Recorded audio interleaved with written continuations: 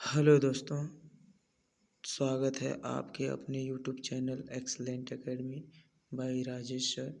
आपके बीच लेकर आया हूं 2024 यानी 29 फरवरी 2024 के साइंस का पेपर क्लास 10th का है। आप देख पा रहे हैं हिंदी मीडियम का ये कोड है, पेपर कोड आपका 824 IP। ठीक है, 70 नंबर का पूर्णांक है भाई। और ये सब निर्देश दिया हुआ है, निर्देश के आधार पे जो है ऐसे आप पढ़ लीजिएगा। पढ़ने के बाद आगे हम बढ़ते हैं। आपको बहुत पेपर में ज़्यादा समय व्यतीत न करते हुए आपको अपने ऑब्जेक्टिव टाइप क्वेश्चन में लेकर चल रहे हैं। देखिए, यह है आपका पार्ट नंबर 1, आई मीन खंड ओ। ये कह रहा है, ध्यान से देखिएगा, यहाँ देख पा रहे हैं आप, किसी लेंस कह रहा है, पूरा क्वेश्चन दिखना चाहिए। कह रहा है किसी लेंस से वस्तु का प्रतिबिंब आभासी सीधा और वस्तु से छोटा बनता है, तो वह है आपका कौन सा? अवतल लेंस। क्लियर है ना? और अगला क्वेश्चन नंबर दूसरा की तरफ पढ़ा जाए, देखा जाए। देखिए, क्वेश्चन नंबर 2 बोल रहा है, ध्यान से देखिए। 1 मिनट, ब्लर हो रहा है, देखिए। ये थोड़ा सा क्वेश्चन स्पष्ट नहीं दिख रहा है, मैं दिखाने का प्रयास करूँगा। 1 मिनट बस। देख पा रहे हैं हम? कह रहा है कि एक गोली दर्पण के वक्रता केंद्र तथा ध्रुव के बीच की दूरी 20 सेंटीमीटर है। दर्पण के ध्रुव और फोकस की दूरी ज्ञात कीजिए। देखिए भैया, दर्पण के ध्रुव से फोकस की दूरी ज्ञात कीजिए, तो यह है आपका 10 सेंटीमीटर हो जाएगा। ठीक है, अब देख पा रहे हैं यहाँ अगला क्वेश्चन की तरफ, तीसरा क्वेश्चन नंबर 3 देखिए। कह रहा है प्रकाश के किस घटना के कारण आकाश नीला दिखाई पड़ता है? भैया, प्रकाश के प्रकीर्णन के कारण। क्लियर है ना? आगे की तरफ बढ़ा जाए। कह रहा है एक लेंस की क्षमता 2 डायोप्टर है, इसकी फोकस दूरी सेंटीमीटर में कितनी होगी?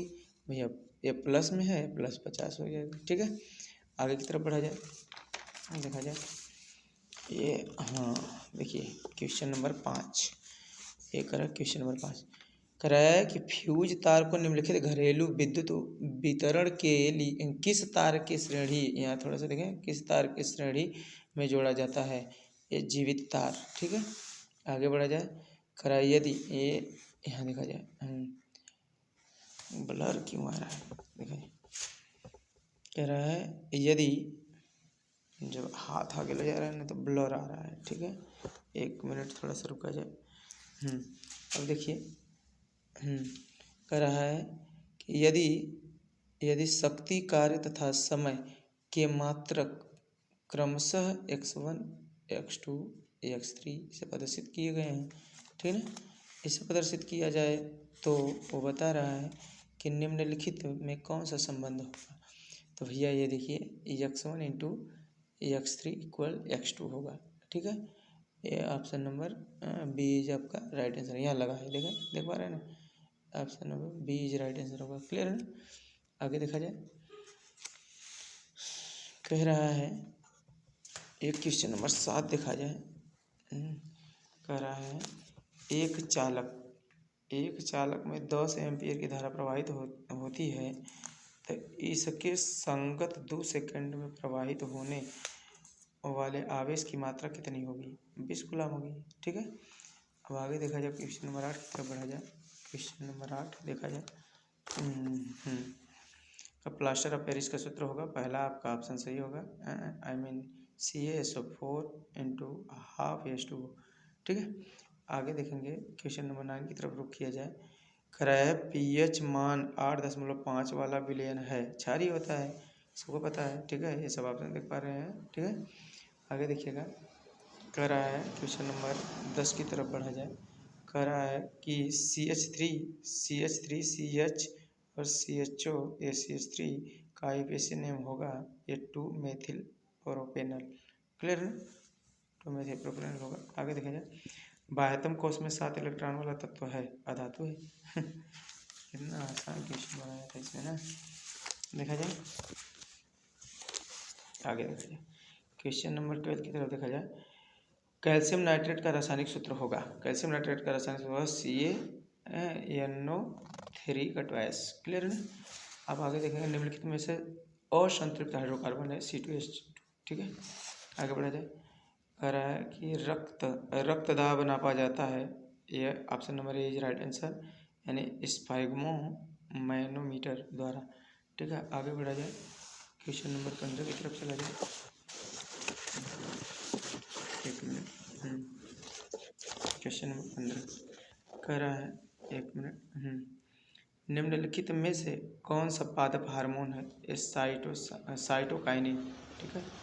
और कह रहा है 16 वाला देखिए, एक लिंगी पुष्प पपीता, ठीक है। कह रहा है पुनर्जनन का उदाहरण है, पुनर्जनन का हाइड्रा है। और कह रहा है ओजोन परत का क्षरण निम्नलिखित में से किसके कारण होता है? भैया क्लोरोफ्लोरोकार्बन, सबके पता है, ठीक है। कह रहा है आगे देखिए क्वेश्चन नंबर 19, प्राकृतिक पारितंत्र है वन और आहार श्रृंखला में उत्पादित होते हैं हरे पेड़ एवं नीलहरी शैवाल। क्लियर है? ये आपका 20 ऑप्शन करवा दिए। बाकी क्वेश्चन को आप देखना चाहेंगे देख लीजिए, बहुत इजी क्वेश्चन बनाया है। देख पा रहे हैं, पी केवल निकट की वस्तु को स्पष्ट देख पाता है परंतु दूर की वस्तु को नहीं। ये पूछ रहा है निकट दृष्टि दोष किसे कहते हैं? PQR 3 व्यक्तियों में दृष्टि दोष के निवारण में प्रयुक्त लेंस के नाम दीजिए। कराए पी केवल निकट की वस्तु को स्पष्ट देख पाता है परंतु दूर की नहीं। तो निकट की देख पा रहा है, उसे निकट दृष्टि दोष है, अवतल लेंस का प्रयोग करना पड़ेगा। क्यू केवल दूर की वस्तु को स्पष्ट देख पाता है परंतु निकट की वस्तु को नहीं, इसका मतलब दूर दृष्टि दोष है, उसे उत्तल लेंस का प्रयोग करना पड़ेगा। आर न तो दूरवा के देख पाता है न तो निकटवा के देख पाता है। क्या कर रहा है? आर न तो दूर की वस्तु को और न ही निकट की वस्तु को स्पष्ट देख पाता है, तो उसमें क्या है? उसमें जो है दोनों उचित लेंस लगाने पड़ेंगे, ठीक है। सब आसान है कि नहीं? तो कह रहा है कि जल तथा कांच के प्रकाश का बताइए। जल तथा कांच का प्रकाश की चाल क्रमशः इतना है, तो निम्नलिखित में अपवर्तनांक की गणना कीजिए। देखिए पानी के सापेक्ष कांच का, वायु के सापेक्ष कांच का, एकदम अपवर्तनांक वाले चैप्टर से झकास क्वेश्चन बनाया, बहुत अच्छा तो है क्वेश्चन, बहुत डिफिकल्ट नहीं है भाई, आप थोड़ा सा ध्यान देंगे तो बहुत ही ईजी क्वेश्चन बना है। ये देख रहे हैं किसी चालक कितना ईजी क्वेश्चन बना है। फ्लेमिंग के बाएं हाथ का नियम दिया हुआ है, देख रहे हैं फ्लेमिंग के बाएं हाथ का नियम, दक्षिण हाथ का नियम, दोनों नियम दिया है, किसी में से एक को बताना है। कह रहा है एक घर में, अच्छा क्वेश्चन पूरा दिखा, एक मिनट क्वेश्चन पूरा दिखा दे रहे हैं भाई, घबराते कहाँ हैं आप, इतना टेंशन ना लिया करिए, क्वेश्चन मैं आप लोग को पूरा ही दिखाऊंगा। हाँ दिख पा रहा है, देखिए क्वेश्चन मैं आपको भाई पूरा दिखाऊंगा, देख पा रहे हैं? ठीक, आगे देखा जाए। देखिए या आगे देखा जाए क्वेश्चन नंबर 5 देख रहे हैं ना। कह रहा है एथेनॉल के दो रासायनिक गुणों के रासायनिक समीकरण लिखिए, ठीक। और फिर कह रहा है एसिटिलिक अम्ल को दो रासायनिक गुणों से रासायनिक समीकरण लिखिए। फिर कह रहा है यहाँ निम्नलिखित को समझाइए। कह रहा है द्विअपघटन अपक्रिया, उदासीन अपक्रिया, ठीक है ना, बहुत आसान है कि नहीं। कह रहा है ये देखिए अगला 7वां क्वेश्चन, निम्नलिखित पर संक्षिप्त टिप्पणी लिखिए। कह रहा है पीएच मान बताइए, ऑक्सीकरण क्रिया लिखिए, दहन अपक्रिया लिखिए ना, ब्लीचिंग पाउडर का जल, ये देखिए अगला अथवा देखिए, ब्लीचिंग पाउडर का जल शोधन में उपयोग कीजिए। फिर पूछ रहा है प्लास्टर ऑफ पेरिस में जिप्सम प्राप्त करने का रासायनिक समीकरण लीजिए, संचारण को उदाहरण से समझाइए, बहुत आसान क्वेश्चन बनाया था। ये तीसरा आगे देखिए, ओजोन क्या है, यह किसी परितंत्र को किस प्रकार प्रभावित करती है, ठीक है। खाद्य श्रृंखला एवं खाद्य जाल को उदाहरण से समझाइए, ठीक है ना, क्वेश्चन बहुत आसान था, ठीक है। आगे देखिए ये दिया है ऐसा है, देखा अगर निम्नलिखित पर संक्षिप्त टिप्पणी लिखिए कायिक प्रवर्धन और मुकुलन पे। 10वां क्वेश्चन आप देख पा रहे हैं, कायिक प्रवर्धन और मुकुलन इसमें से पूछना है। कह रहा है क्वेश्चन नंबर 11, मानव मस्तिष्क की रचना तथा क्रियाविधि का संक्षिप्त वर्णन कीजिए, ठीक है। और परितंत्र में ऊर्जा प्रवाह का सचित्र वर्णन कीजिए, भैया अथवा करके दिया है। बस इतने इजी सा क्वेश्चन, ब्लर हो रहा है ना ये, ठीक हुआ, देख लीजिए, ठीक, धन्यवाद।